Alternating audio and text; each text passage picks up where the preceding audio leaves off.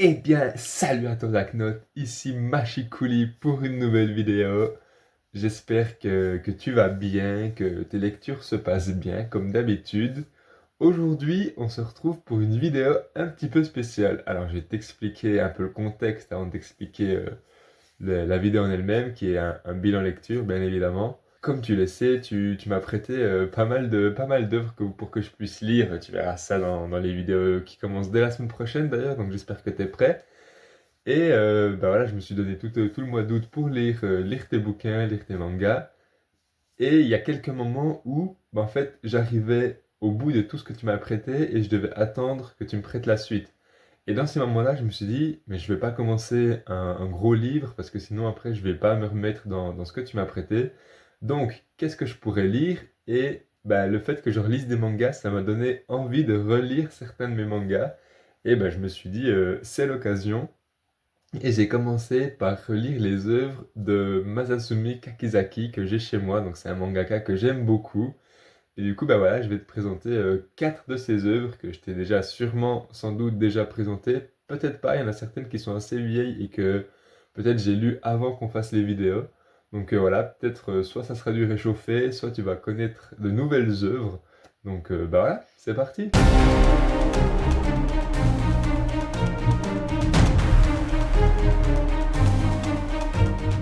Alors, première œuvre que j'ai lue, ou plutôt que j'ai relue, Bestarius.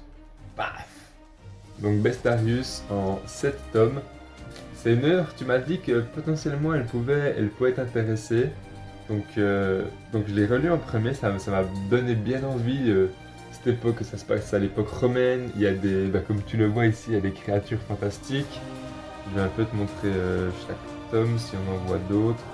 Ouais, derrière ici on voit qu'il y a des espèces de gobelins, des espèces de trolls, des machins qui se battent un peu tous entre eux. Et là, à la fin, il y a une chimère carrément. Enfin, c'est assez stylé parce que c'est une œuvre où il y a plusieurs héros. Donc au début, c'est assez perturbant. Dans le premier tome, tu suis un héros. Dans le deuxième tome, tu en suis un autre. Dans le troisième tome, tu en suis encore un autre. Mais en fait, ils se regroupent tous entre eux. Et, et l'histoire, elle est assez cohérente. Donc en fait, c'est l'histoire de ces trois héros qui, grosso modo, détestent Rome et veulent se battre contre elle. Notamment Rome qui est incarné par l'empereur, lui là.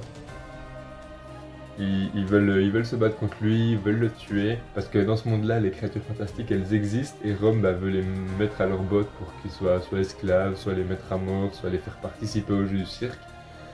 Donc voilà, c'est toute une histoire où ils se combattent pour la liberté de tous, en fait, que ce soit les humains, pour qu'il n'y ait plus d'esclavage, ou que ce soit les créatures fantastiques. Et c'est vraiment une histoire très très belle. Et le dessin de Masazumi Kakizaki, c'est vraiment son point fort, c'est une dinguerie comme ces planches, elles sont belles. Et j'ai l'impression de voir les personnages bouger, j'ai l'impression de voir les personnages combattre.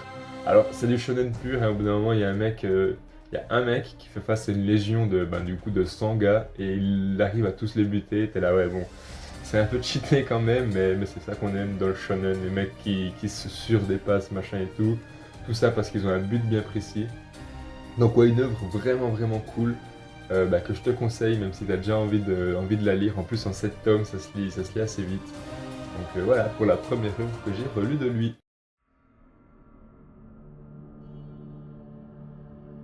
Alors la deuxième, elle est un peu moins fun, j'ai un peu moins aimé. C'est Hideout, un one-shot. Alors je pense qu'à l'époque quand je l'avais lu pour la première fois, je kiffais trop. Parce que c'est une histoire sombre, c'est une histoire un peu gore, c'est une histoire terrible en fait. Et maintenant j'avoue que c'est un truc qui me touche moins euh, pour, pour certaines raisons. Alors l'histoire, c'est l'histoire d'un mec, un, un couple en fait, qui vont en vacances sur une île et on sent qu'ils ont quelque chose à réparer entre eux, que leur couple il est un peu cassé, donc c'est pour ça qu'ils s'organisent des petites vacances. Au bout d'un moment, ils vont dans une grotte et là le mari essaie de tuer sa femme. Et en fait, dans cette grotte, il y a quelqu'un qui habite, c'est le mec flippant là avec les yeux, qui habite, qui vit là, qui essaye de aussi les tuer, machin. Et en fait, ce que j'aime pas trop maintenant, c'est que au début, l'œuvre elle est centrée sur un féminicide, donc le fait que le mec il veuille buter sa femme pour ben, refaire sa vie en gros. Et ça, j'avoue que maintenant que je me suis un peu ouvert au féminisme, je trouve ça nul. Vraiment, baser son histoire là-dessus, c'est un peu dommage et ça banalise un peu le fait de tuer les femmes. Donc, nul, nul, nul. Et après, l'histoire, c'est un peu du gore pour du gore. Et peut-être qu'avant, ça me plaisait, mais là, j'avoue que je suis pas hyper fan. Alors, les dessins restent incroyables. Mais ouais, sinon, l'histoire en elle-même, bon, ben voilà, pas terrible. Mais c'est dommage parce que l'histoire de pourquoi il veut la tuer, au final, elle est belle, mais enfin, elle est belle, elle est tragique, mais elle est intéressante. Mais la mise en scène est pas ouf, donc ouais, pas beaucoup de plaisir. Heureusement que c'était un one shot.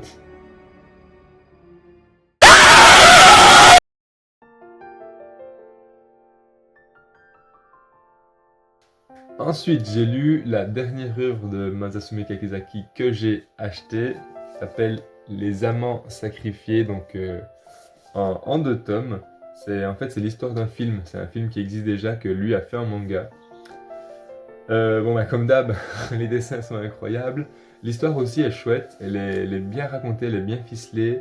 Il y a pas mal d'histoires avec un grand H qui est dedans parce que ça se passe durant la Seconde Guerre mondiale où les États-Unis vont écraser le Japon de plus en plus. Et lui, le mec, le héros, je sais pas si on le voit mieux ici, non, parce que l'histoire elle est principalement centrée sur sa femme, donc c'est logique, pas sur la femme du coup.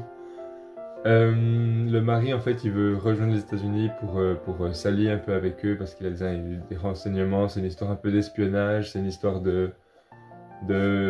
Lui, il veut faire des trucs, elle veut pas forcément qu'il fasse des trucs. Il y a une petite confrontation, ils font chacun leur choix à la fin. Donc voilà, c'est une histoire en 2 tomes assez haletante, donc elle était vraiment cool, j'ai bien kiffé.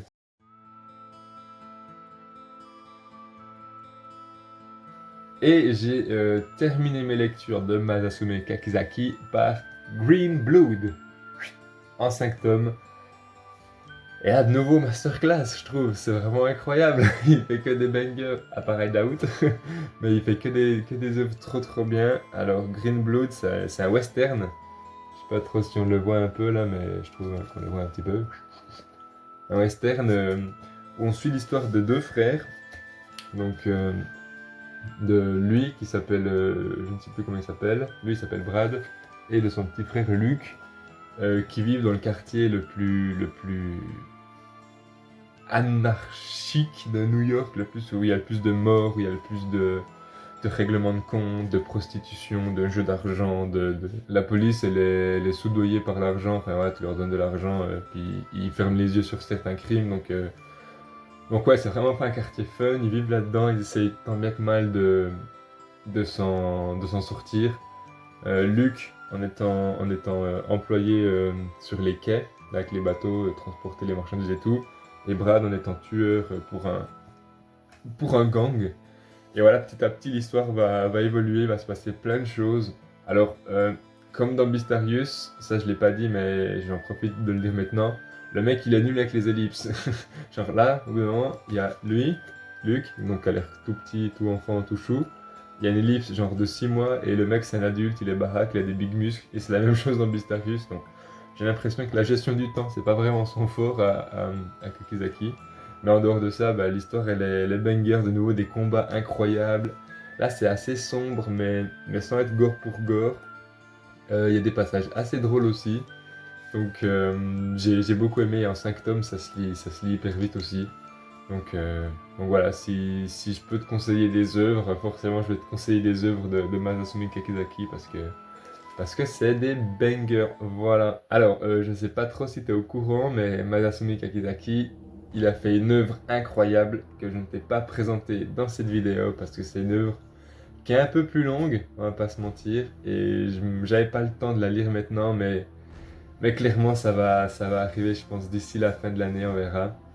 Cette œuvre, c'est ni plus ni moins que Rainbow, donc voilà, un de mes mangas préférés.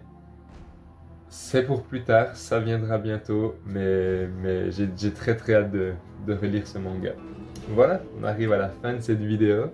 J'espère qu'elle t'a plu, c'est la première fois que je fais une sélection de plusieurs mangas que je te propose, donc n'hésite pas à me donner ton avis en commentaire. Moi, je trouve ça très intéressant de relire des mangas que j'ai déjà lus pour voir si je les aime toujours autant ou si, comme pour Hideout, c'est plus du tout ce qui me correspond. Alors je vais garder l'œuvre parce que j'essaie d'avoir toutes les œuvres de Kakizaki dans ma mangatech. Mais ouais, c'est pas quelque chose qui m'attire actuellement et je sais que j'ai d'autres mangas un peu dans le même genre, donc on verra si à la relecture de ces mangas-là, parce que là j'ai un peu prévu de relire toute ma mangatech, on verra si à la relecture de ces autres mangas, je kifferai ou pas. Donc voilà, n'hésite pas à me donner ton avis en commentaire sur un peu le semi-concept que je te présente, sur la vidéo en elle-même, sur les œuvres, s'il y en a qui t'intéressent vraiment ou pas vraiment, enfin me donner un peu ton retour sur ça. À lâcher le petit pouce bleu. Et puis quant à moi, je te souhaite de bonnes suites dans tes lectures. Très hâte de voir tes prochaines vidéos. Et à la prochaine. Allez, double ciao!